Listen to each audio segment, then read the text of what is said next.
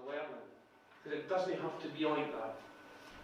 University of Waterloo in Ontario in Canada, much more recently, at the beginning of the, just after 2001 I think, did a study where they looked at the effect of repetition on retention.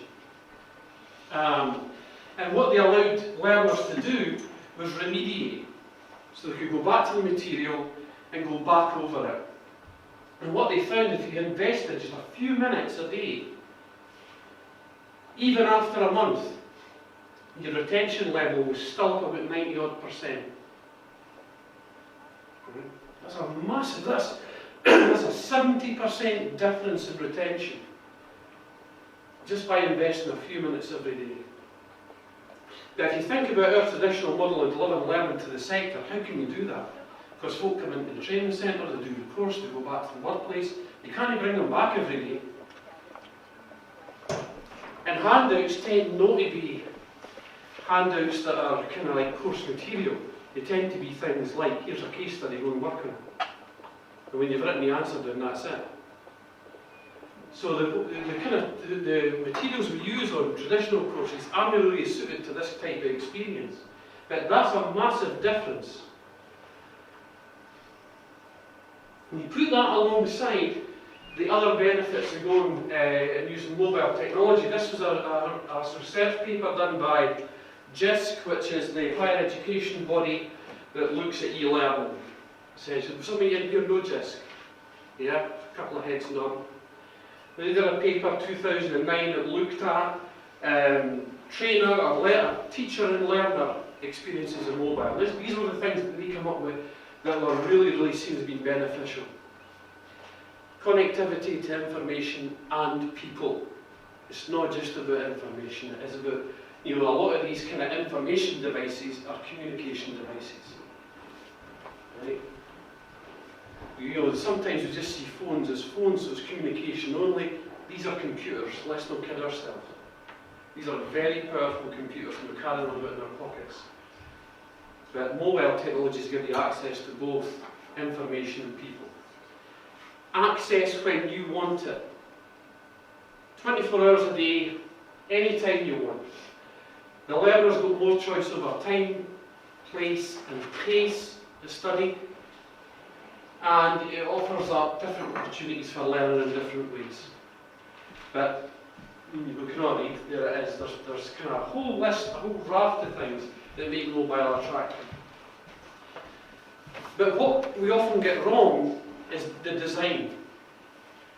Right, so we just think e-learning, I've seen this, and certainly I talk to employers in Scotland, you see the word e-learning, what comes into their head is PowerPoint on a screen with a next button. So read the screen and click next. So if I then talk about designing for mobile, they think, well, make the PowerPoint screen smaller so it fits on a phone.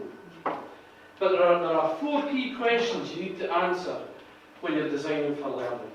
Who is your audience? Who are the learners? What's the profile? Well, what we know about our sector is they're 35 to 55. They're mostly women. Huge majority are part-time. And we've got vastly different qualification levels. Everything from nothing to postgraduate degrees. A massive spread. But what does our profile tell us about our audience? They tend not to be folk who are computer savvy. As I've said, if you talk about e-learning to a lot of staff, what I've heard back, and I've heard it so many times, well, you see, I'm a people person. I don't do computers. And you say, what's that sitting in front of you on the desk? Well, that's my phone. And 9 times out of 10, there's an Android or an Apple phone sitting there, well, that's a computer. No, that's just my phone. So they don't see themselves as being computer savvy. So we need to be aware when we're designing to design interfaces that are as easy to access as possible. But you don't have to learn how to use the learning in order to get the benefit. When you went to school, you didn't have to learn how to sit at a desk. It would be bizarre if we did. So why are we expecting that of learners when we're designing e-learning experiences? Next thing is, what is it you're trying to get folk to learn? What's the nature of the learning? If it's performance support, so information to help them do their job more effectively, that implies one type of design. And you'll see one of those, or a couple of those actually, when I demonstrate some stuff later on. But that can quite happily exist on a phone. So it's providing information at the point of need. Because again, the learning theory tells us this, when are people most receptive to learning something new? When they need the information.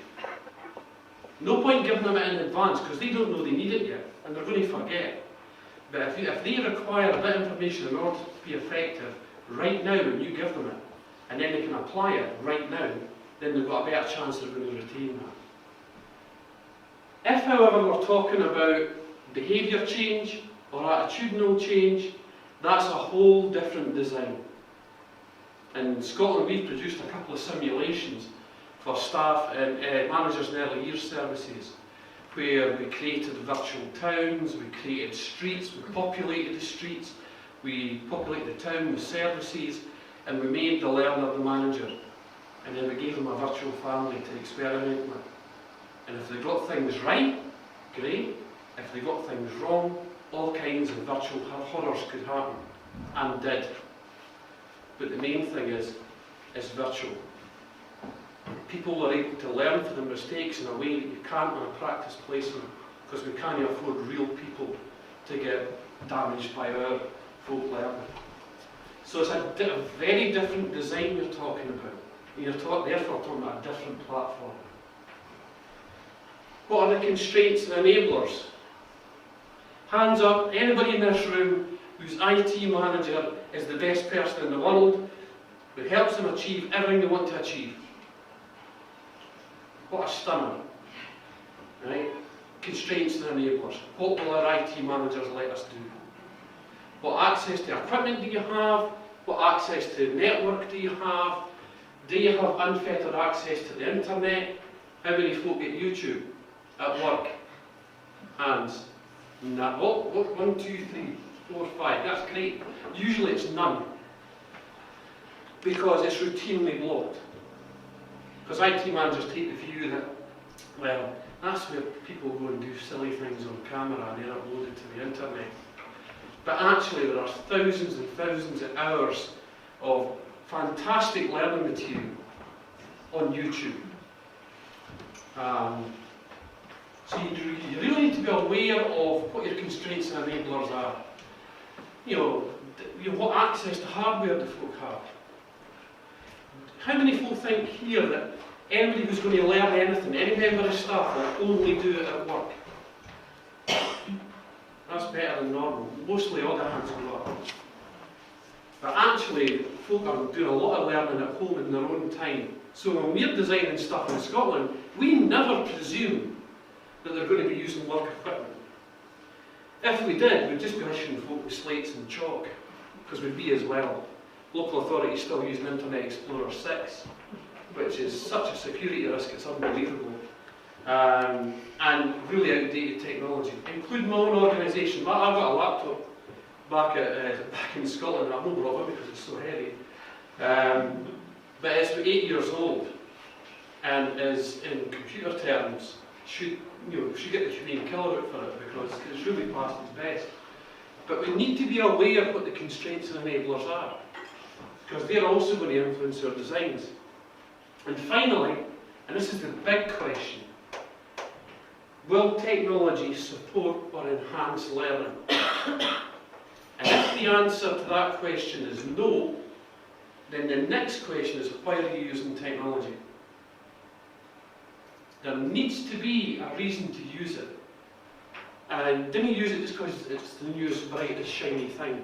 And you can tell I like bright, shiny things. I'm running this presentation off an iPad and I'm controlling it with my iPhone. And I love all these gadgets. You know, everybody in the office just thinks I'm Mr. Gadget. But when it comes to learning, you've got to be clear there's a real purpose to using technology here. And it's adding something to the experience.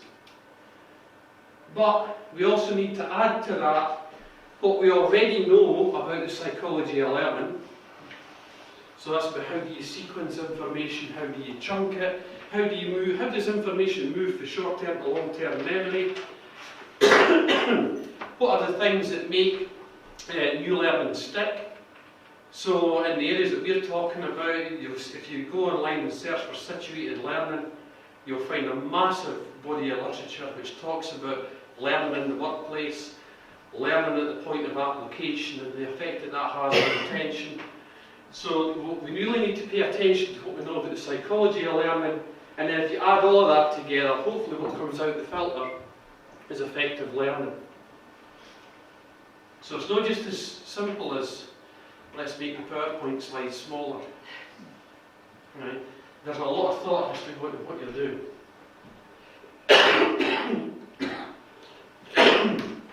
I thought it'd be handy to give you an example of something that we did,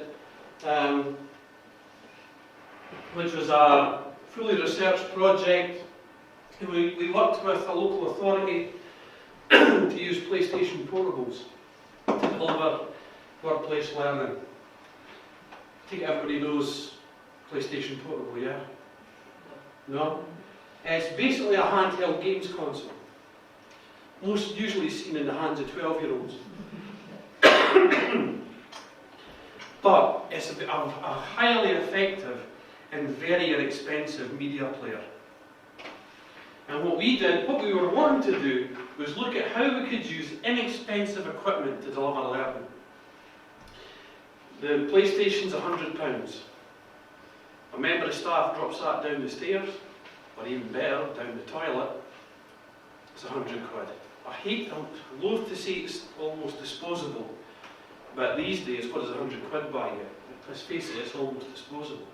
If they drop a smartphone down the toilet, that's £500. That's going to bring tears to the eyes if they do that. So, inexpensive equipment.